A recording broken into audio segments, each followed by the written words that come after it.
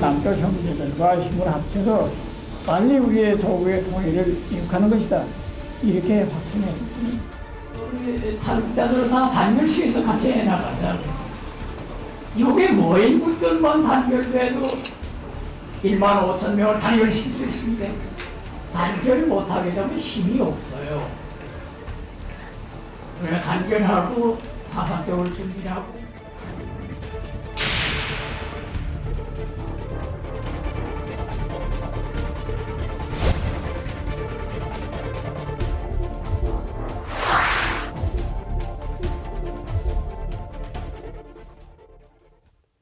네, 한 언론 매체에 따르면 해외에 사는 탈북자들과 국내의 그 탈북자 단체장들이 연대해서요. 내년 미국에서 내년에 북한 망명 정부를 수립할 계획이다.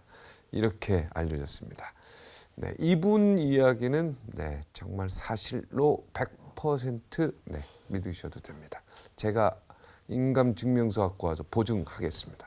고영환 국가안보전략연구원 부원장님 모셨습니다. 어서 오십시오. 안녕하십니까. 네. 자, 한 말씀 해주셔야지. 네. 그 망명 정부 이야기는 네. 오늘 어떤 메이저 주간지 일간지에 실렸는데 네. 이게 조금 이야기가 네. 조금 좀 복잡한데 복잡해요. 사실은 그 2000년대 초반에 네. 어떤 분이 탈북 단체로서 처음으로 북한 정치범 수용소 해체운동 본부라는 걸 탈북자 NGO 단체로는 처음으로 만듭니다. 그게 1990년대 말 2000년대 초반에 만들었고 네. 그것이 NGO 운동의 시발점이 됩니다. 네. 그러다가 이제 그때가 이제 김대중 대통령 시기고 이제 노무현 대통령 시기로 이어지는데 뭐 다들 알만한 사람은 아시지만 황장엽 선생님이 좀 일을 좀 어렵게 하셨어요. 뭐 다들 아시는. 그게 무슨 말입니까? 일을 어렵게 했다는. 뭐 여러 가지 제약을 좀 받았고 외국에 나가기도 좀 힘들었고 그랬는데. 그러니까 DJ 정부와 노무현 정부 때 탄압을 받았다는 얘기죠. 뭐 탄압이라면 탄압이고 어떤 제약을 받은 거는 제약을 받았다. 제약을 받았다. 뭐 탄압이란 말까지는 저는 쓰고 싶지 않고. 탄압은 아닌데 하여튼 막 적극적으로 협조는 못 받았다 이렇게 그렇죠. 표현하는 게 낫다고 볼 것 같고. 네. 그리고 망명 정부 이야기가 2000년대 초반에 나옵니다. 네. 그래서 망명 정부를 하는 것이 어떠냐. 그래서 저희들이 판례까지 다 봤어요. 상해 임시정부. 네. 무슨 소리냐. 우리나라의 국권이 다 일본한테 뺏겼을 때니까 이건 합법 우리 정부가 말이 된다. 네. 폴란드 사례. 필수두스키 정권이라고 하는 그 폴란드 정권이 있었는데 그것이 이제 독일군한테 폴란드가 먹히면서 폴란드 왕이랑 가서 영국에 가서 망명 정부를 만듭니다. 네. 이거는 말이 되는데 이거 대한민국 헌법 3조에 의하면 대한민국 정부가 한반도와 그 부속 도서의 유일한 합법 정부이다. 이건 헌법입니다. 네.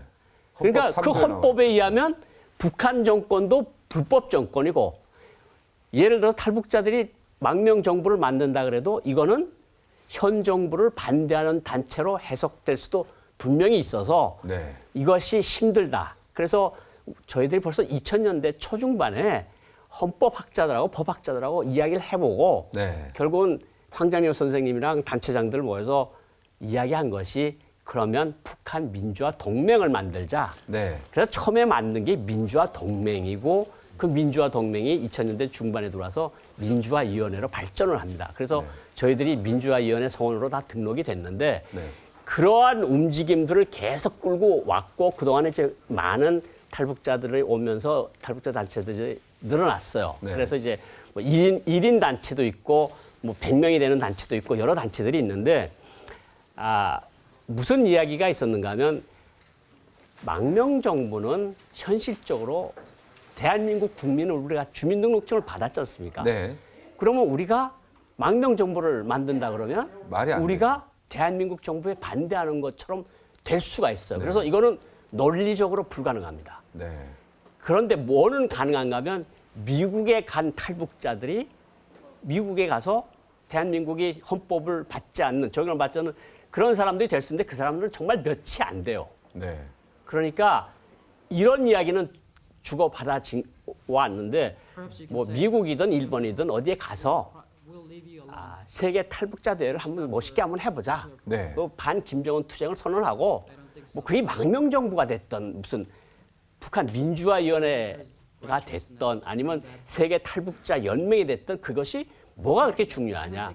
정부라 그러면 딱 무슨 감투 하나씩 얻어 쓰려고 그러는 느낌도 있고 그래서 그 이야기는 정리가 됐던 이야기거든요. 근데 사실 지금 뭐 오늘도 나온 거 보니까 뭐 미국에 가 있는 뭐 망명정부 어느 사람이 이제 망명정부 이야기랑 했다 그러는데 정말 이 사람이 망명정부의 이 근원을 아는 건지 네. 그리고 수많은 탈북자 단체장들이 2000년대 초반부터 지금까지 이루어온 것들이 얼마나 많은데 이거를 갑자기 어느 한 사람이 와서 내가 망명정부를 만들고 뭐 미국에서 1억 달러를 뭐 주겠다는 사람도 있고 아 이게 진짜 이게 무슨 갑자기 이런 소리가 나오는 거냐. 네. 당혹스럽죠 사실은. 그 사람이 누군지 아시죠? 뭐 저는 필시 압니다. 뭐 네. 이야기가 나온 거 보니까 필시 아는데 네. 예를 들어서 일각에서 그러니까 법적으로 좀 충분히 검토를 안 해본 사람들 중에서는 뭐 우리가 김정은 정권을 반대해서 망명 정부를 하겠다는데 뭔 상관이야 이렇게 하시는 분들도 있을 수 있지만 대한민국 주민등록증을 가지고 있는 사람이면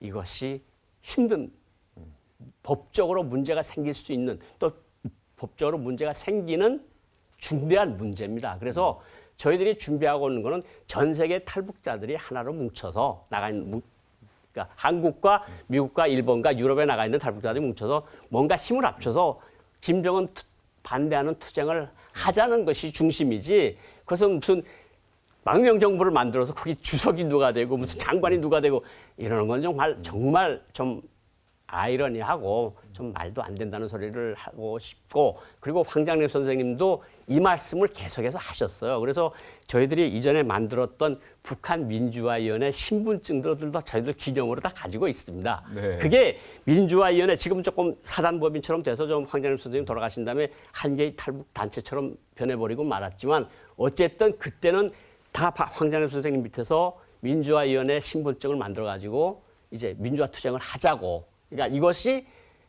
반 김정은 투쟁을 하는데 그것이 무슨 정부건 단체건 간에 무슨 상관이 있느냐. 어쨌든 우리 마음을 황장래 선생님 이제 방금 육성이 나오셨는데 2만 5천 명 이제 조금 있으면 이제 한 달 내로 이제 3만 명이 될 텐데 3만 명이 하나로 뭉쳐서 하나의 목소리를 내서 정말 김정은인 독재를 세계에 알리고 뭔가 우리도 으쌰으쌰 좀 해보자. 이런 취지지 망명 정부가 돼서 무슨 누가 주석이 되고 누가 무슨 집단지도 체제가 서고 참 제가 좀 보고 놀랐습니다. 신문 보고. 이분은 대한민국 국민이고요, 현재. 그렇죠. 네. 이미 벌써 다 거쳐왔던 걸 이분이 그걸 잘 모르고 하시는 것 같다. 이런 느낌이 드는 거죠.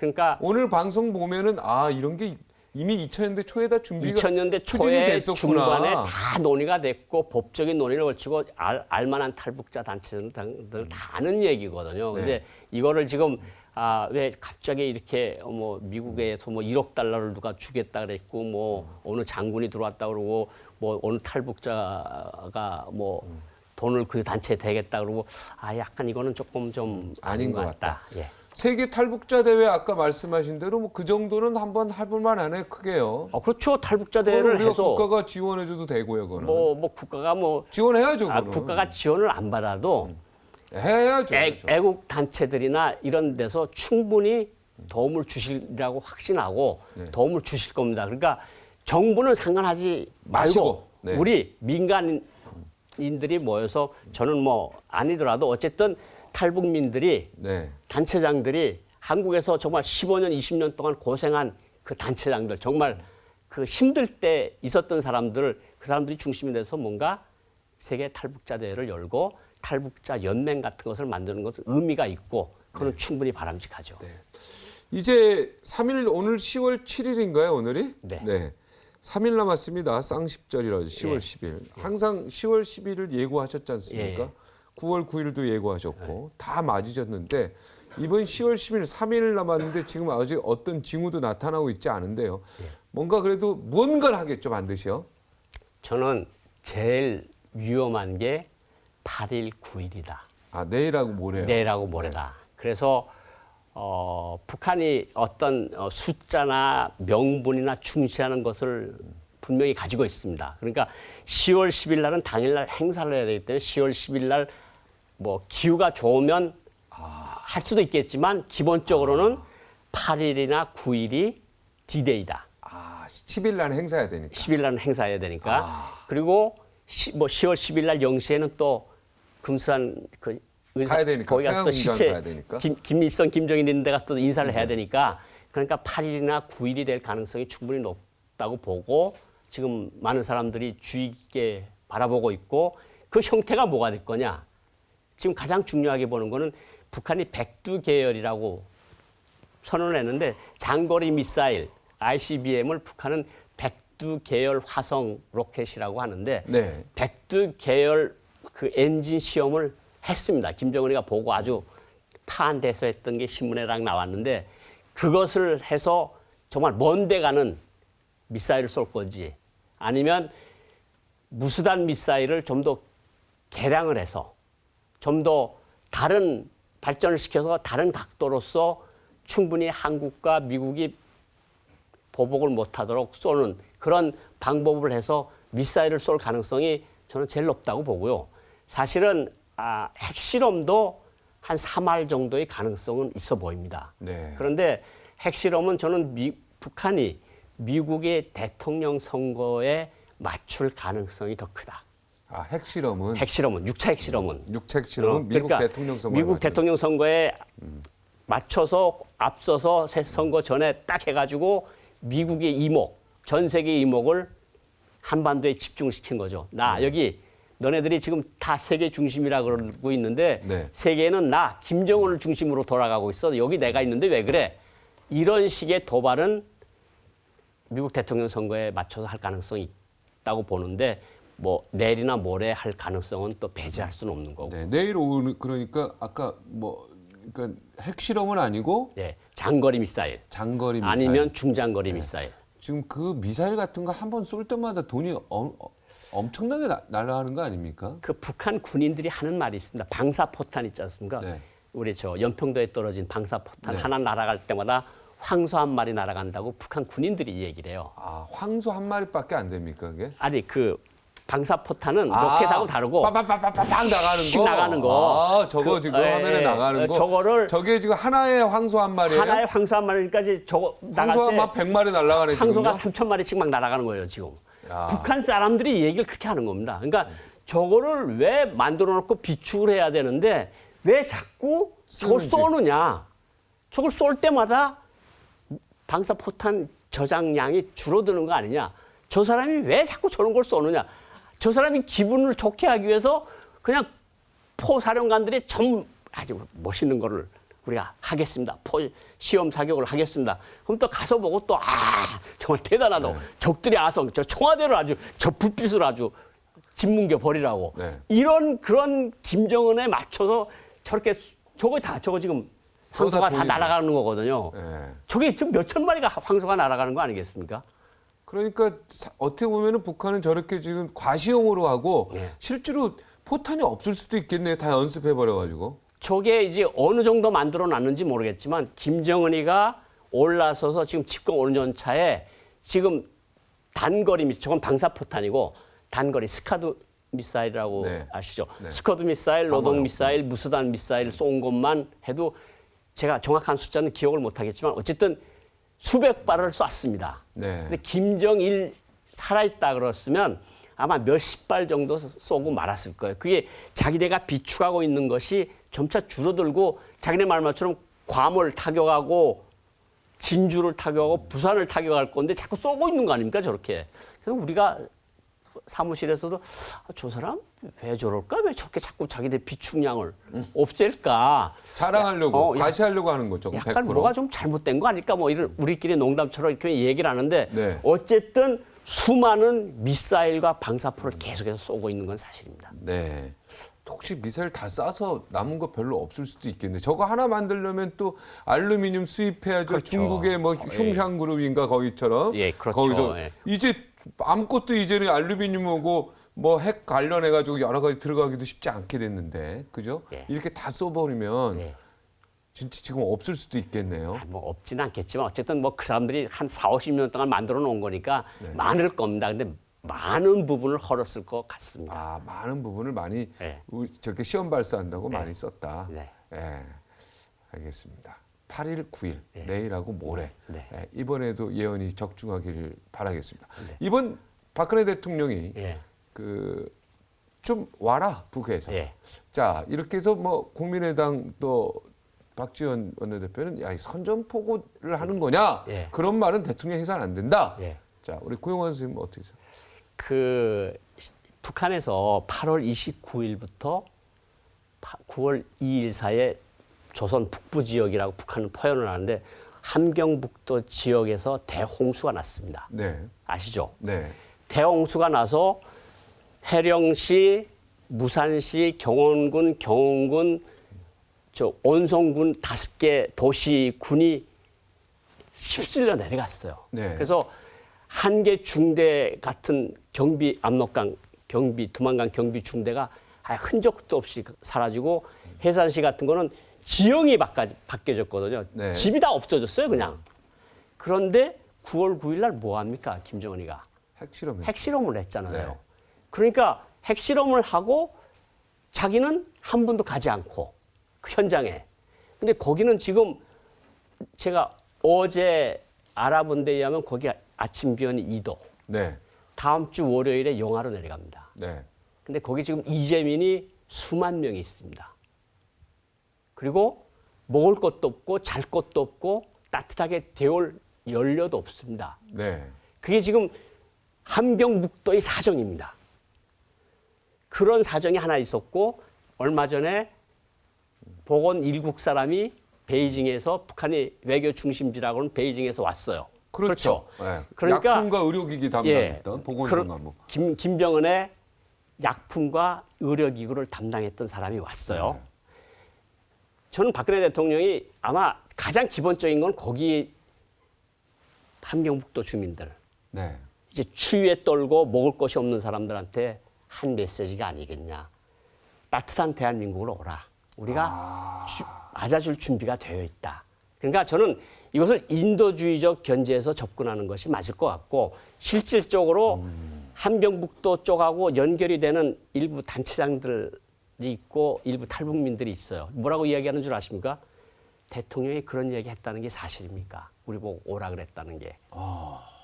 가도 됩니까?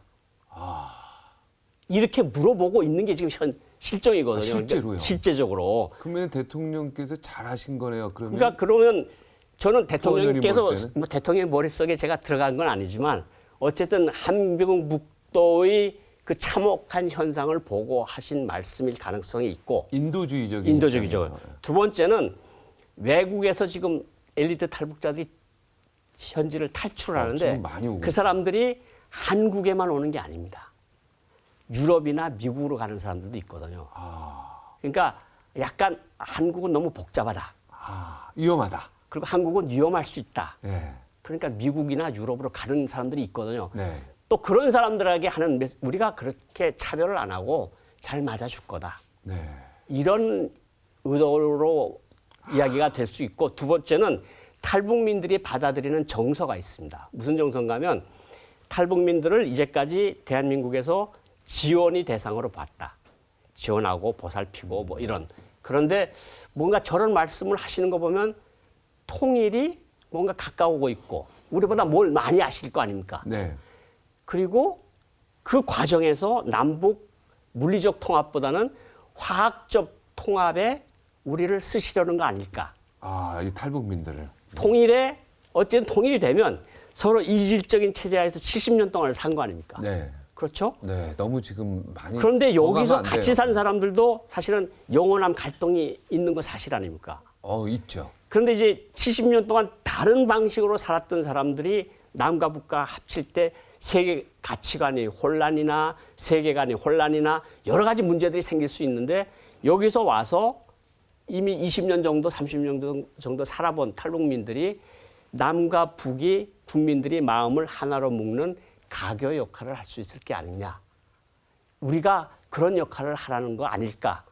이런 메시지로 받아들이는 탈북민들도 적지가 않습니다. 그러니까 여러 가지 저는 정치적 함의가 있지 않느냐 이런 생각이 들어요. 네, 첫째, 둘째, 셋째 네. 이렇게 나눠서 다 분석하신 거 보니까 대통령의 워딩을 정확히 다 공부를 하셨네요. 그죠? 아니, 저는 분석도 하고. 대통령의 워딩만 보는 게 아니라 더 구체적으로 보는 건 김정은의 워딩은 더 구체적으로 봅니다. 아, 김정은의 워딩 어떤 심리에서 이런 얘기를 했을까요? 김정은이가 무슨 노작을 발표했다, 신문에 논설을 어떤 걸 썼다 그러면 그거 저들이 출처가면서 읽는 이유가 있는 거거든요. 아, 한 줄 한 줄. 예. 아, 이렇게 얘기 들으니까 좀 이해가 쉽네요. 인도주의적 견제에서 예. 지금 한경북도 수해 지역 예. 거기 와라. 우리가 지금 다 해줄 내일 모레면 테니까. 당장 지금 얼어 죽을 형편에 처했는데 네. 그리고 거기가 지금 초소를 만들어 놓고 철조망을 쳤는데 철조망이 싹 다 쓸려 내려갔어. 그렇죠. 근데 저 사람들은 지금 어떻게 할까? 넘어올 수 있네요, 금방. 마음만 먹으면 올 수 마음만 있죠. 저것이 어떻게 되면 올해 겨울에 대량 탈북으로 이어질 가능성도 있다. 지금 수해민들이 수해민들이. 대량 탈북으로 그렇죠. 이어질 수 그게 있다. 이제까지 오던 것처럼 뭐 10여 명, 20명씩 이렇게 오는 게 아니라 100명씩, 1000명씩 올 수도 있는 거 아니냐. 근데 이제 우리가 중국하고 많은 걸 해야 되겠죠. 왜냐하면 넘어가서 아무것도 없이 넘어가면 다시 공안한테 잡혀서 다시 넘겨줄 거 아닙니까? 네. 북한에. 그러면 수용소에 가거나 처형이 되는 거 아닙니까? 네. 그러니까 그런 것들을 우리가 중국하고 외교를 잘해서 만약 어떤 사태가 생겼을 때 좋다. 우리 당신들한테 피해를 안 끼치게끔 우리가 다 받아들여서 우리가 다 금방금방 한국으로 데려와서 먹여 살릴 것이다. 그러니까 당신네 동북 삼성이 혼란에 빠지고 어렵게 하는 일은 절대로 안 하겠다. 이런 메시지를 줘야 되겠죠. 이제 수백 명씩 한경북도에서 올 수 있다. 올 가능성이 이 있다. 예언도 맞는지 한번 지켜보겠습니다. 아,